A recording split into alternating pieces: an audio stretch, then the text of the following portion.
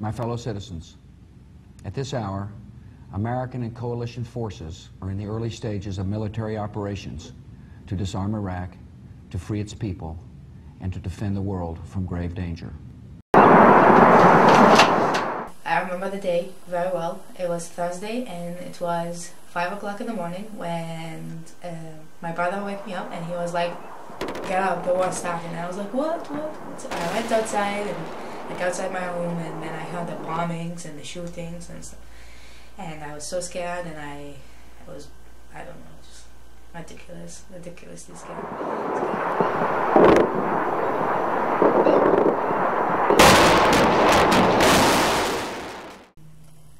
My first impression of the Iraqi people, when we got into Iraq, there was no sign saying "Welcome to Iraq."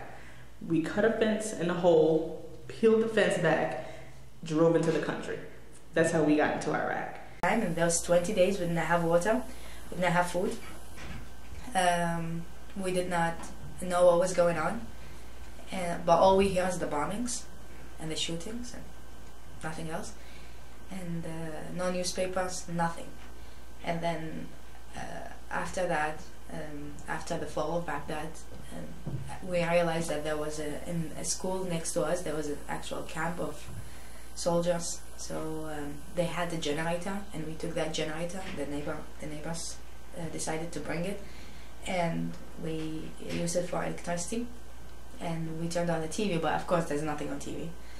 So they played with some wires, I don't know what they did, and we got to receive some channels from Iran, and they were all in Farsi, and we did not understand anything, but we could see the images, and it was ridiculous because you could see all these people dying, and like houses are destroyed, and families are losing like members of their family, and we know nothing, and it's in our country, in different parts of the country, and we're just there, and we're just waiting to die.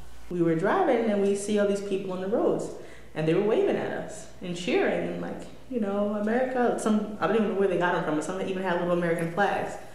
So my first impression of the Iraqi people was that they wanted us here. Then the government fell, Baghdad fell, and we don't call it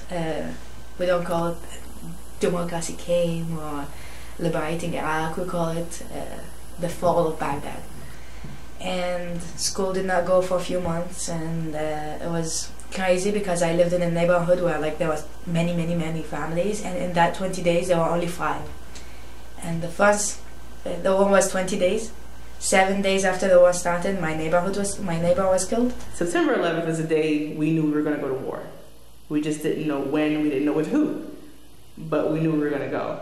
Although none of the Iraqis have ever come here, flown all the way here, hijacked the plane and did something in the US. We were away from all that, so we're not their enemies, and I don't know. It never like seriously crossed my mind that I could go to war. No. So once the commander came and she said, "We're gonna go to Iraq," I asked my squad leader, and I was like, "Why are we going to Iraq? They're not the ones that attacked us." And he gave me some good advice. He told me to shut up, pay attention, and I'll make it home alive. I think whoever decided to choose to come to war in Iraq should have done a little bit of research to know what kind of environment are you going to, what kind of people are you going to see, what kind of diverse ethnic or religious group is there. Like Iraq is it's not as diverse as the United States. There are many groups, but it is diverse itself. There are 4 or 5 ethnic groups. There are many religious minorities, and it is 30 million people, 27 million people.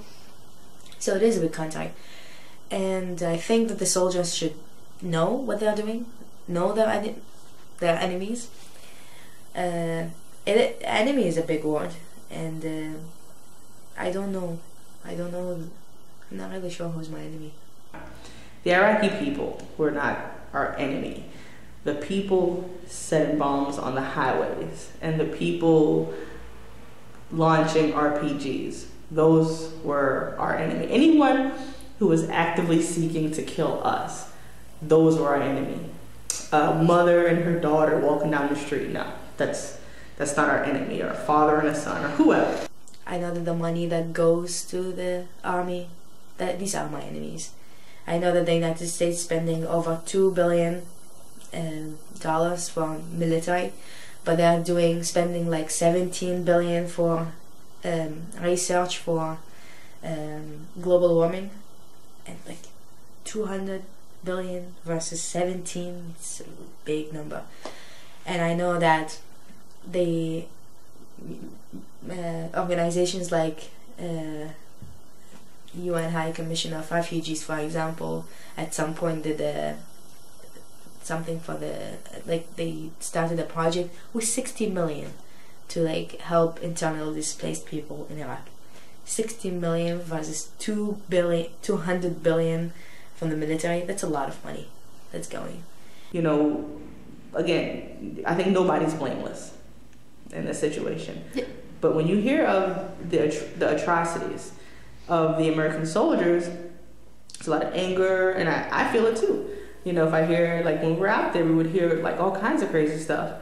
And we're like, come on, like that doesn't help. That doesn't help us. You know, if they see our vehicles driving by and they think we're murderers, these people will never like us. They'll never trust us. They're gonna try to kill us. We did not go to college for a month after. And the day when I went to college for the first time, when they opened the door, it was like walking in a ghost city, because you'd see all these posters of all these people and you're like, oh my God, I know all these people. We drove 5,000-gallon, huge fuel tanks up and down Iraq.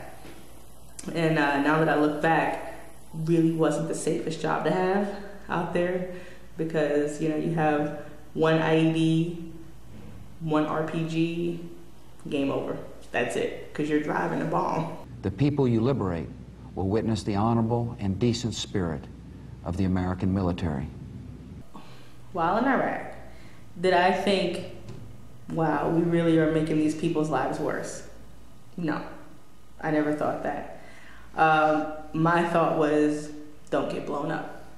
I guess, you know, the reasons behind us being there, you know, like you pointed out, you know, we didn't ask to be there. Those were the orders we were given, and once you're a soldier in the United States Army, you go where your commander-in-chief tells you to go.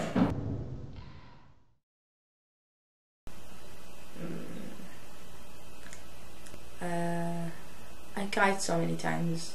There were a lot of painful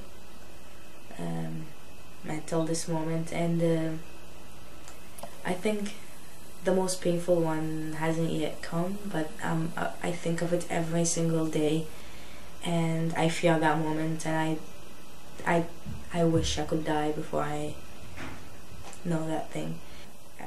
It's just not knowing what's gonna happen next.